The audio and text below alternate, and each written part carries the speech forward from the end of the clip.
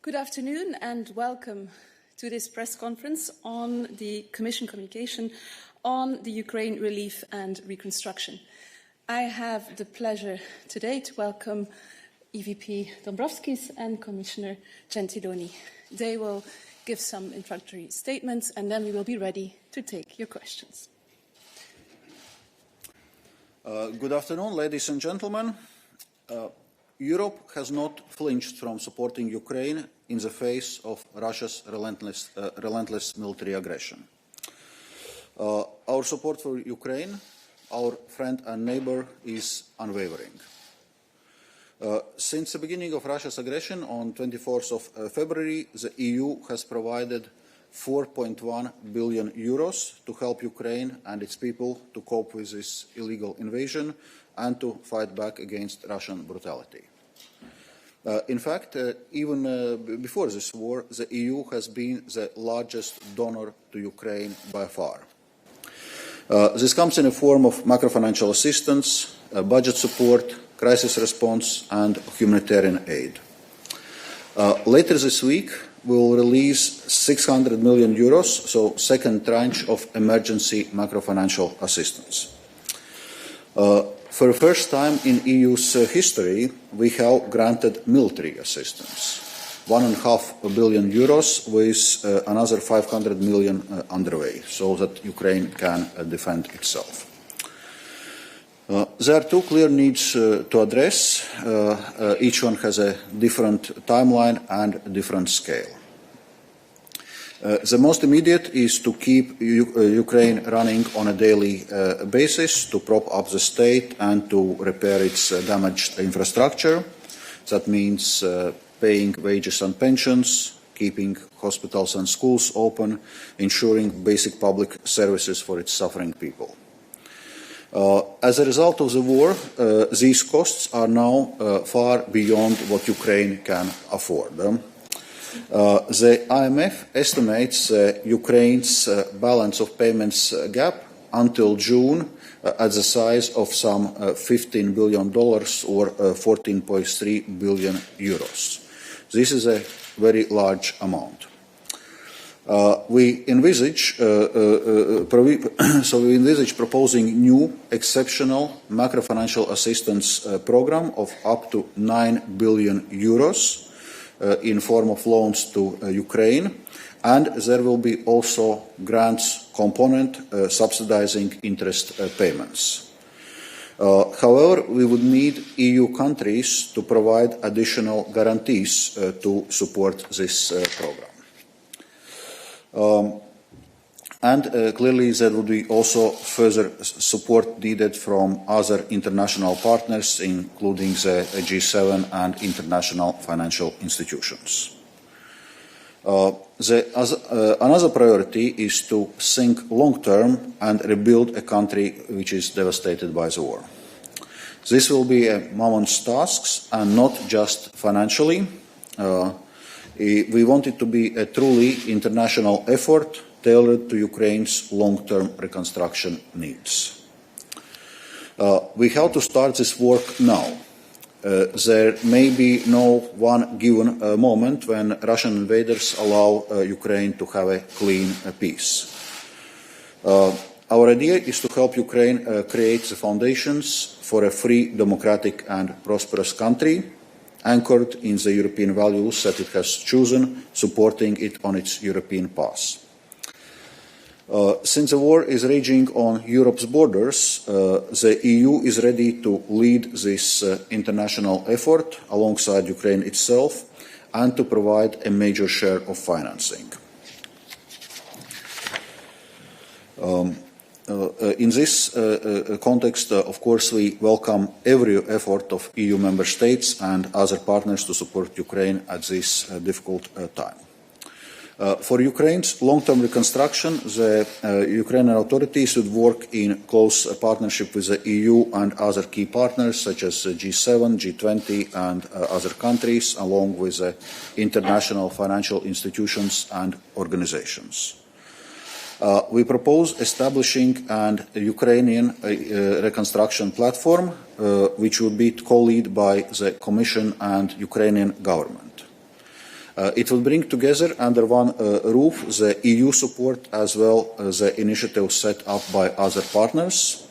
This would ensure smooth division of labour between different partners and avoid duplication.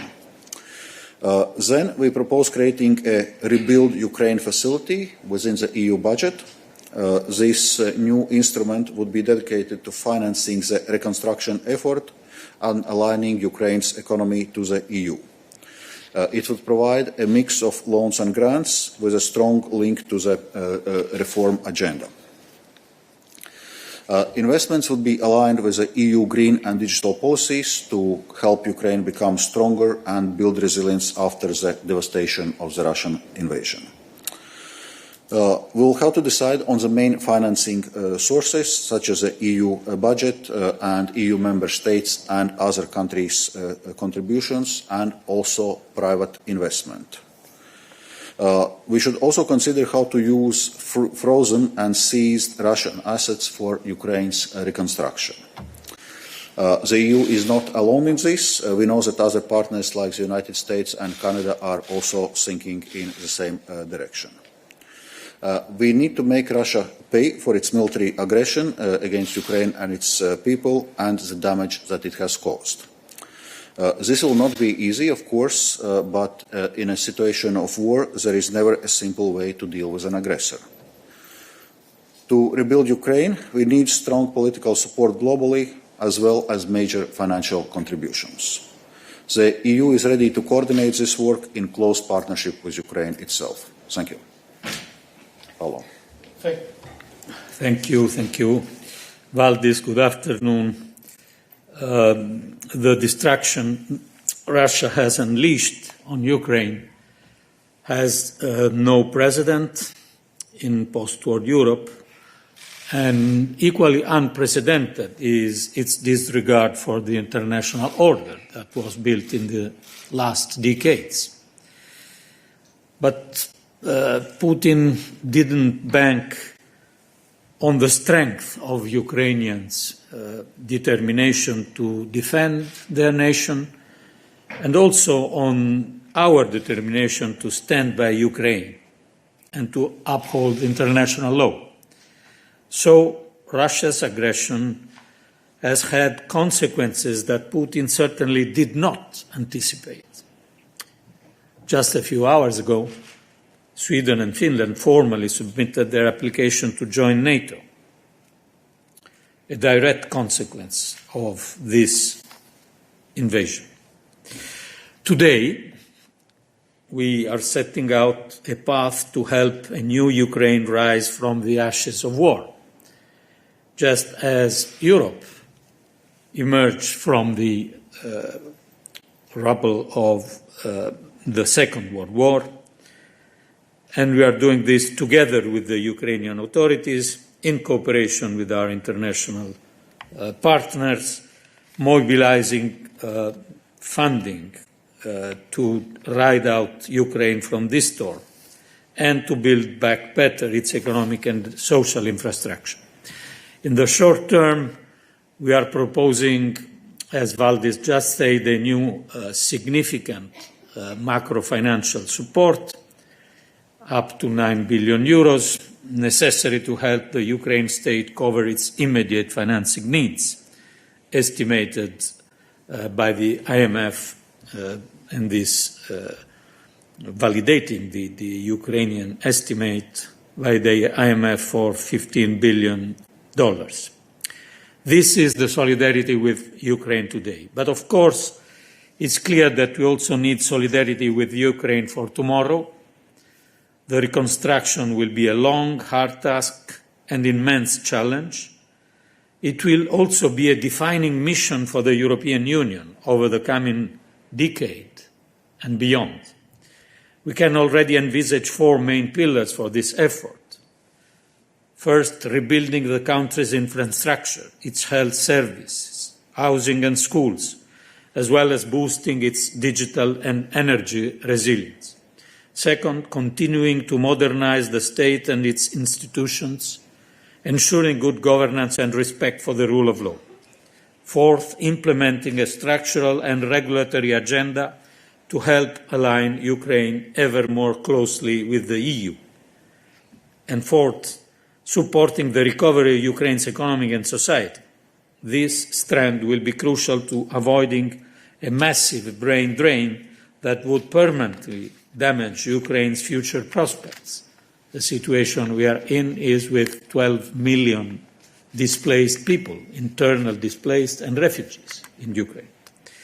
The structure we are proposing is built on the principle of ownership, because the reconstruction must be led by the Ukrainians, by their democratic institution.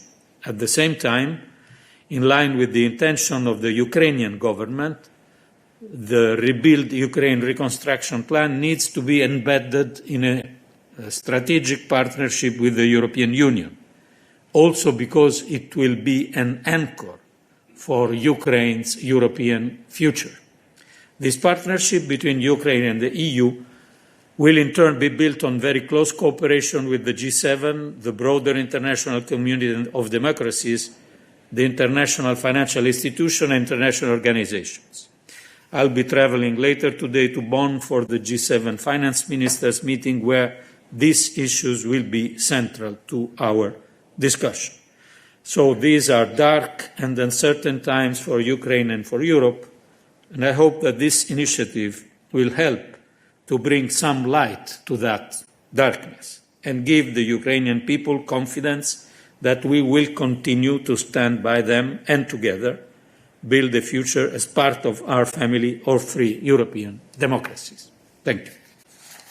Thank you very much. We are now ready to take your questions, so please raise your hand and mention the media you're working for, and I will give you the floor.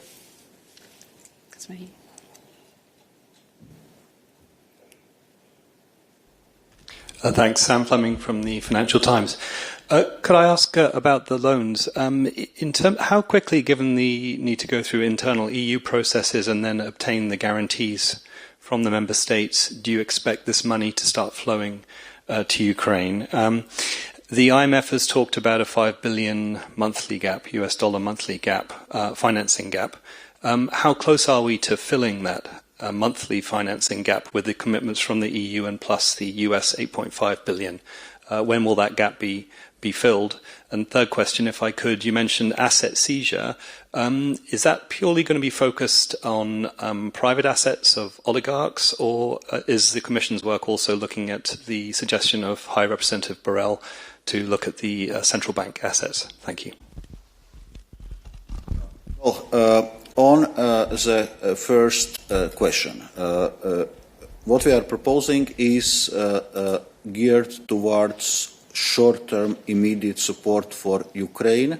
So from that point of view, it's clear that we will be moving fast, very rapidly from the Commission side, and we will be clearly calling on Member States to do the same, to accelerate procedures to the maximum possible extent, so that this support is reaching Ukraine as fast as possible, because Ukraine is facing major financing gap right now.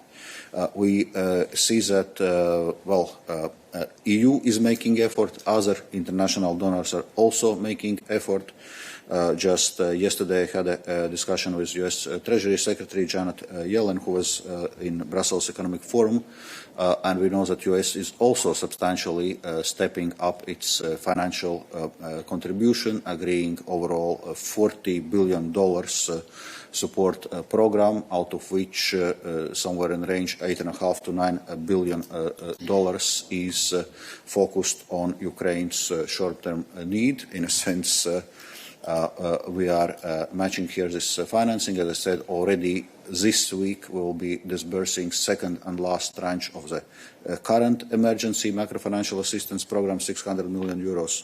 So it's clear that we need to move fast here.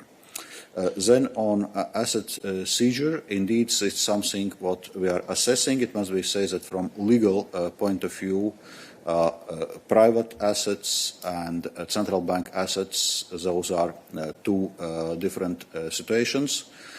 We are doing the legal assessment, but clearly we must look, so to say, we must cast this net wide, because there is a principle in international law: aggressor pays, and we must make Russia pay for damage it's creating. Just one more element on the timing. If we want to make a comparison with what happened in 2020, we have two different models: the models of the SURE mechanism and the model of next generation EU RRF. You may remember that the model of the SURE mechanism was relatively fast,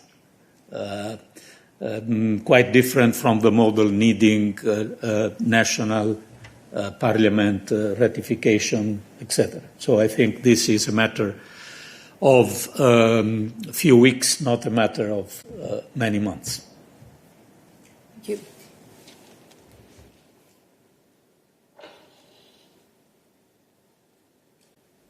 Yeah, thank you. Irina Sommer, news agency Interfax, Ukraine. I have a few questions. First one, this morning President Ursula von der Leyen said that this reconstruction of Ukraine should be in the line with digital and green transition. What exactly it means, how it will be implemented? Second question is, who will be involved in this reconstruction? Are we talking about European companies? Are we talking about Ukrainian? Or can you please give some information on this? And my third question is, when this work can be started? Thank you. Yeah, first of all, on the structure of this Ukraine reconstruction platform and Rebuild Ukraine facility, we are drawing some inspiration here from the governance model of the Recovery and Resilience Facility. In a sense, we want, as also Commissioner Gentiloni said, to have a strong Ukrainian ownership of this reconstruction effort. Correspondingly, it's for Ukraine to prepare the reconstruction plan, to agree it in a framework of this platform with international donors, and then implement this reconstruction plan. And as you see, it has certain parallels in how the work on Recovery and Resilience Facility is organized. And another parallel is that we see this link and mutual reinforcement between investments and reforms. Clearly, there are investment needs, there are reconstruction needs, but also this reconstruction is best done in a forward-looking way, not to try to rebuild back yesterday, but really building the future economy and future infrastructure.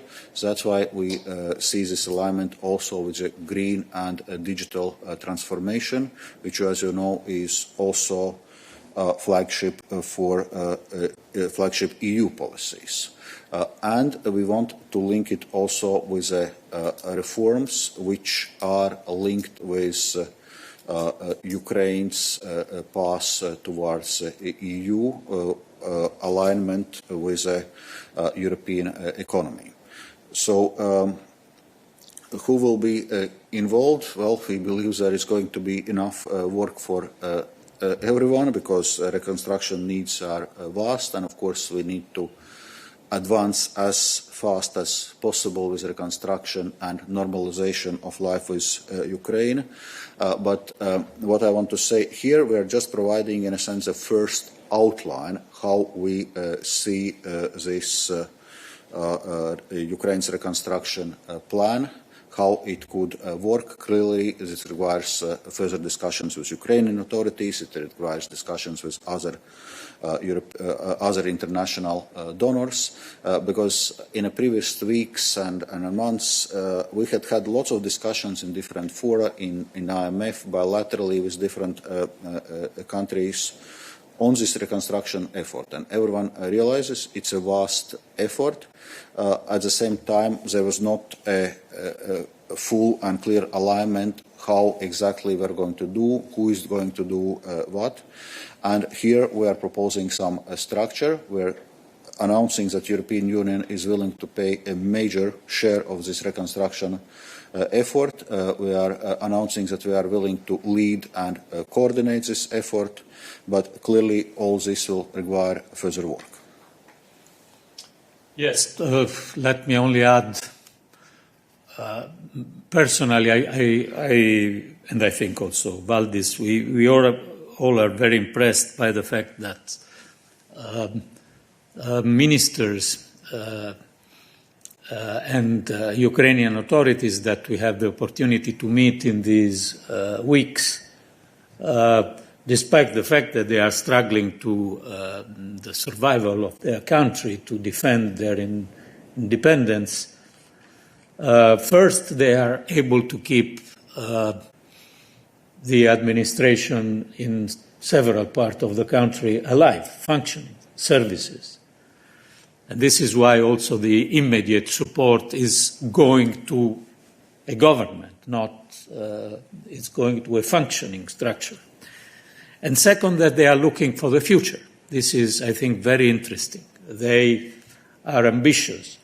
So when we mention green and digital, when we use the wording of Build Back Better that we used for the post-pandemic, we are referring also to Ukrainian authorities that clearly want Ukraine leapfrogging after this crisis.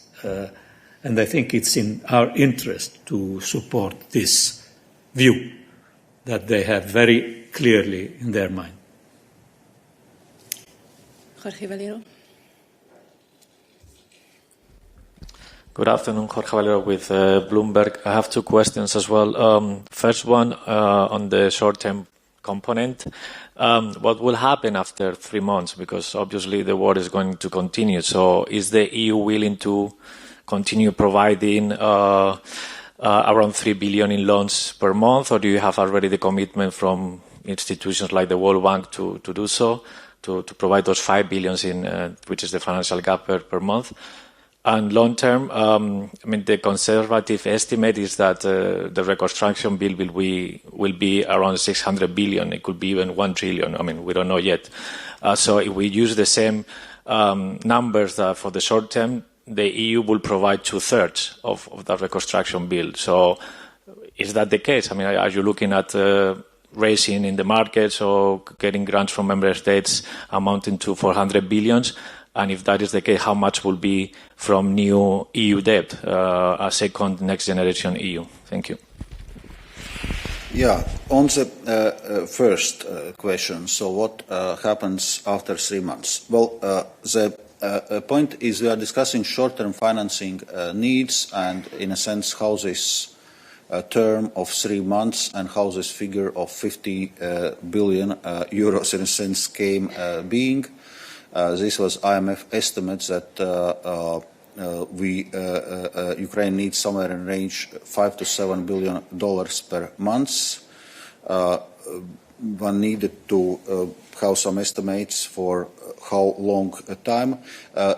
So basically, it's in a sense agreed figure and timeline to anchor the discussion. So instead of discussing how much Ukraine really needs, how long it really needs, there was agreement. Okay, there are certain estimates. We agree to those estimates, and we focus now how we are actually able to raise that funding. So clearly, as you said, it's all surrounded with very high uncertainty. We don't know how war will be evolving, how the financing needs would be evolving, so we'll need to stay agile and also adjust our response and our support as necessary. But this willingness and commitment to provide all necessary support to Ukraine is clearly there in European Union, but also in a broader international community. Then, on the second part of your questions, as you have seen in the communication, we are not going in those figures. Indeed, Ukraine's reconstruction needs are vast and damage continues every day, so we cannot give exact figure. We are not giving exact shares or distributions of how much payments are going to be from whom. This is a first outline of the structure. It will provide basis for discussion both with Ukraine and international partners how to organize this reconstruction effort. And clearly there will be next steps indeed identifying more precisely this financing need for reconstruction, but yes, it's fair to assume that we are talking about very vast amounts and exact ways of raising it and how different international donors would interact in this effort. Those are all next steps to be taken. There's nothing to add on this second point. On the first one, just to underline the fact that the very fact that the European Union is now committed to this short-term contribution up to 9 billion, I think will strengthen the crowding of support of different players, because we are not alone on the world, ourselves and US. So I'm sure that also the G7 will be an opportunity to multiply these efforts. Thank you. I will now pass the floor to the lady to the right. Oui, bonjour Camille Serge.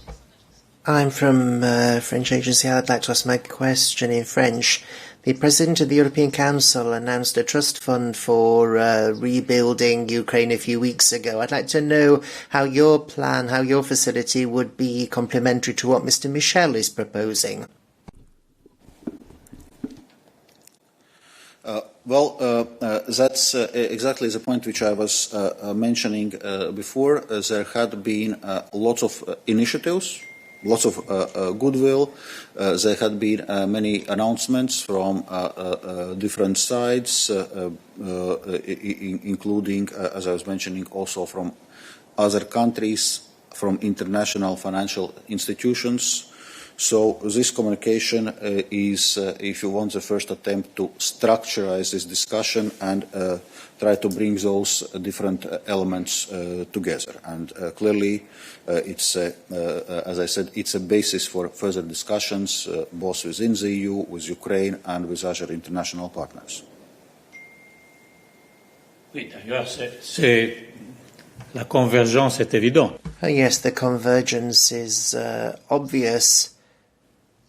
The Council President's proposal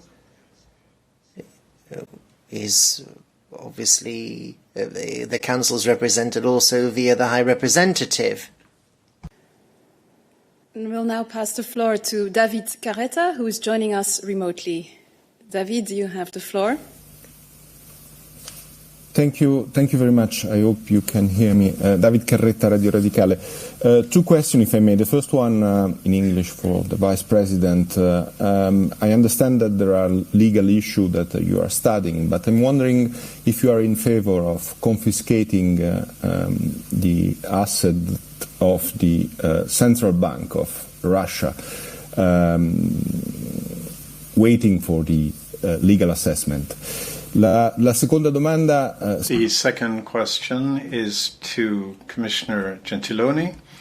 It concerns the decision by Eni and I imagine other European energy companies to use the mechanism provided for in Vladimir Putin's decree, the requirement to pay gas supplies, despite what has been said by the Commission spokesperson that this would be in breach of the sanctions. I would just like to ask what is the view of this development in the College, and when it comes to paying to rebuild Ukraine after the damage caused by Russia, but would this not be playing into Russia's hands? So on first question.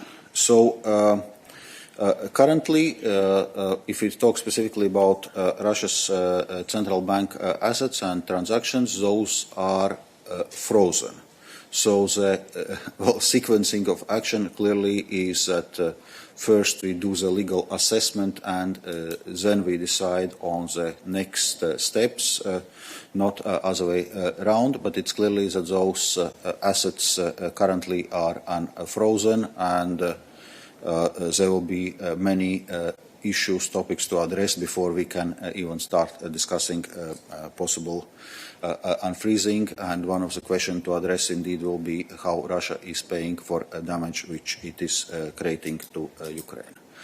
Talking about private assets, there is a freeze and seize task force working within the European Commission, coordinating the work of the member states on identifying assets of the sanctioned persons and entities, freezing those assets, taking steps towards seizure and potentially confiscation. It has to be done well within the current legislative framework. It has to be done on a basis of criminal law of the country where the assets are located.